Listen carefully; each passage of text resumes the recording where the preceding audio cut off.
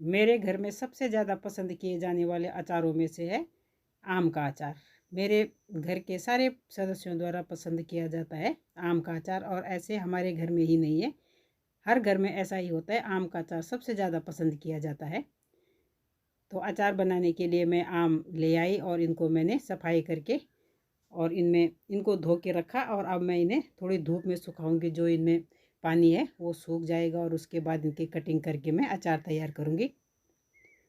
अभी आम में इतने हार्ड हुए नहीं हैं, लेकिन इनका अचार कोई ज़्यादा समय तक नहीं चलेगा, इनकी सेल्फ लाइफ कम होगी, क्योंकि अभी ये अच्छी तरह से मैच्योर हुए नहीं है अचार बनाने के लिए। तो बस ये ज़्यादा समय तक नहीं चलेगा, इतना फ़र्क पड़ेगा इनसे बस। एक एक करके मैंने सब आम को अलग अलग करके सुखाने के लिए रखा, और धूप भी काफ़ी तेज़ थी, तो लगभग 1.5 से 2 घंटे में ये अच्छी तरह से सूख जाएंगे। बस ये आम का अचार अच्छा बनेगा, लेकिन अगर ये 3 से 3.5 महीने तक ही चल पाएगा, उससे ज़्यादा ये चलेगा लेकिन फिर बिल्कुल गल जाएगा, क्योंकि अभी इनकी गुठली हार्ड नहीं हुई है। इसलिए मैंने अब इनको वापस रख दिया है बर्तन में, और अब मैं इनकी कटिंग शुरू करूँगी। सूख गए हैं ये अच्छी तरह से, पानी नहीं है इनमें, और कटिंग मैं इनके इस तरह से कर रही हूँ कि बहुत बारीक नहीं करने हैं, छोटे टुकड़े नहीं करूँगी मैं इनके, इसलिए क्योंकि ज़्यादा छोटे टुकड़े रहेंगे तो ये फिर जल्दी गल जाएंगे। थोड़ा बड़े टुकड़े रहेंगे तो ये अच्छे रहेंगे थोड़ा लंबे समय तक। बराबर मैंने इस तरह से इनकी गुठलियाँ बाहर निकाल ली, और आम के जो टुकड़े हैं उनको मैंने बर्तन में इकट्ठा कर लिया है, और गुठलियाँ इनसे सब मैंने हटा लिए। और सारे आम को मैंने, ये लगभग 3 से 3.5 किलो के लगभग आम है, और हल्दी और नमक मिला के मैं इन्हें रख दूँगी। इनमें जो पानी है हल्दी और नमक से सब अच्छी तरह से निकल जाएगा, और उसके बाद इनका अचार बनेगा। और हल्दी और नमक मिलाने से ये होगा, इनमें जो पानी है वो निकल जाएगा, तो अचार ख़राब नहीं होगा।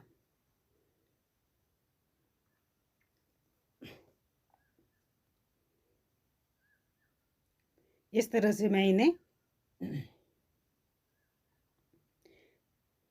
मैंने टोकरी में रख दिए हैं, और अब मैं इन्हें इस तरह से, मैंने जो ये जाली वाली टोकरी में रखी है, तो पानी इनसे नीचे निकल जाएगा। और कपड़े में भी इन्हें बांध सकते हैं, लेकिन कपड़े में बांधने से ऐसे होगा कि इन्हें बार बार देखना पड़ेगा, नहीं तो ये काले पड़ जाते हैं। आमों को थोड़ा देखना पड़ता है, चेक करना पड़ता है, नहीं तो धब्बे पड़ जाते हैं। और बीच बीच में मैं इन्हें अलटते पलटते भी रहूँगी, देखते रहूँगी कि इनमें, इस तरह से मैंने इनसे अब इन्हें मैं रखूँगी कम से कम 5 से 6 घंटे तक। आधा घंटा अभी इन्हें हुआ है, और पानी निकलना इनमें से शुरू हो गया है। बस इसी तरह से मैं इन्हें 5-6 घंटे तक रखूँगी। और 5-6 घंटे के बाद अब मैंने इन्हें हटा दिया है, और पानी भी इनसे जो निकल गया है इनका। अब मैं इन्हें धूप में सुखाने के लिए रखूँगी कपड़े में, और एक एक करके मैं इन्हें धूप में फैला दूँगी अलग अलग करके। और फिर कम से कम 1.5 से 2 घंटे तक मैंने इन्हें धूप में सुखाना है, और इस तरह से इनको रखना है कि ये अंदर से अच्छी तरह से इनकी नमी सूख जाए, ताकि अचार ख़राब नहीं होगा।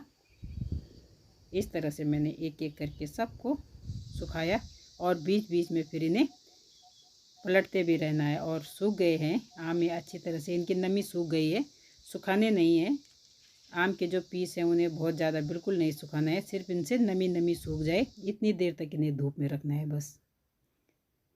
और मसाला बनाने के लिए मैंने जो नॉर्मल कटोरी से 1 छोटी कटोरी धनिया और सौंफ ली मैंने, इनको मैं कुछ भून के मसाला डालूँगी और कुछ साबुत डालूँगी। यह मसाला है, सरसों है, सौंफ है, मेथी है, जीरा। इनको मैं थोड़ा पहले तवे में भून के और फिर पीस के डालूँगी, और कुछ मसाला मैं साबुत डालूँगी, क्योंकि अचार में स्वाद साबुत मसाले से अच्छा आता है। और कुछ थोड़ा मैं इनको बारीक करके पीस के डालूँगी। इनसे अचार में अच्छा मेल आएगा, मिल जाएंगे अच्छे से। और जो स्वाद के लिए फिर मैं साबुत मसाला इसमें और डालूँगी। और जीरा मैंने बस थोड़ी देर तक गरम तवे में भुना, क्योंकि जीरा बहुत जल्दी जल जाता है, तो जीरे को अलग से ही भूनती हूँ मैं, क्योंकि ये मसाले के साथ में जल्दी जल जाता है और मसालों के साथ में।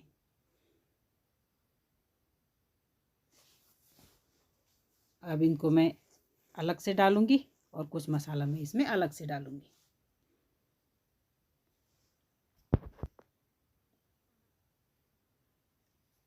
आम को, इनके फाँकों को मैंने रख दिया है बर्तन में, और इसमें मसाला मिला के अब मैं अचार तैयार कर रही हूँ। ये जो मैंने मसाला बनाया था, इसको मैंने पीस के इसमें डाला है। और कुछ मैंने इसमें साबुत मसाला डाला है, सौंफ डाली है, मेथी डाली है, कलौंजी। और जो मसाला मैंने पहले डाला उसी को मैंने फिर अजवाइन और मिर्च, लाल मिर्च पाउडर है और देगी मिर्च, नमक मैंने कुछ इसमें पहले भी डाला था जब मैंने आम को काट के रखा था। और सरसों का तेल अचार के लिए सबसे बेस्ट माना जाता है। सरसों का तेल एक तो अचार की शेल्फ लाइफ बढ़ाता है और दूसरा इसमें स्वाद बढ़ाता है। किसी भी प्रकार के अचार में सरसों का तेल सबसे बेस्ट है स्वाद और शेल्फ लाइफ के लिए।